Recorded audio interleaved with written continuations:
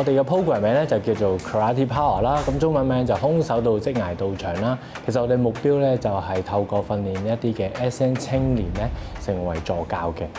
因為其實佢哋比較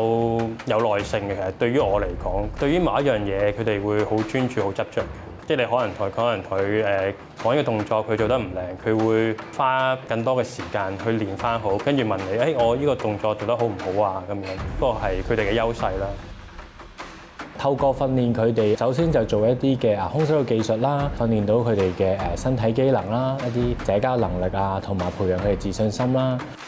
第二個階段咧，就係一啲 SN 青年咧，好似一條龍咁樣嘅循序漸進嘅進步之後咧，希望發掘到一啲咧有興趣成為助教嘅 SN 青年咧，去培訓佢哋一啲做教練嘅角色啦，一啲嘅技巧啦，一啲嘅職業技能啦，去幫助佢哋裝備好自己咧，去踏入職場嘅。係啦，緊要一隻手，一唔好轉，擋唔到喎，準備一。我哋就唔係好傳統話我哋要企定出拳做幾多下。咁我哋係希望透過一個遊戲嘅方法啦，同佢做朋友啦，有個互動啦，令到佢學嘅時候咧增加佢嘅興趣啦，令到佢哋咧覺得呢個係一個遊戲、一個 game、一個令佢可以嚟玩嘅開心嘅地方。佢哋學嘅情況咧就會比起其他小朋友更加好嘅，反而係。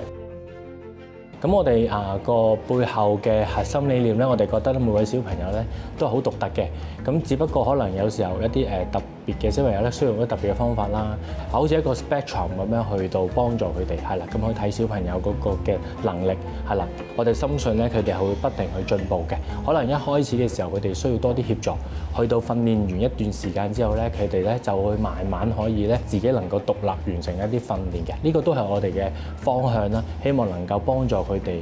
可以慢慢咧去獨立完成一個訓練嘅。跟住踢高嘅，踢高嘅，踢高啲，打得人踢。咁我哋主要咧都係用運動咧作為一個治療嘅媒介啦，去幫助一啲SN 嘅小朋友啦去到成長嘅。咁主要咧我哋都會去到唔同學校啦，去提供服務啦，去一啲嘅機構啦同佢協辦啦。咁而繼而咧就有啲運動空手道嘅治療啦，咁係透過運動空手道訓練咧，去發展多啲佢哋嘅可能情緒發展啊、執行功能啊，同埋一啲社交嘅能力嘅。希望透過運動咧係幫助佢哋啦，能夠係有一個合適嘅渠道啦，或者一個平台啦，去發展佢哋運動技能，從而咧促進佢哋嘅身心發展嘅。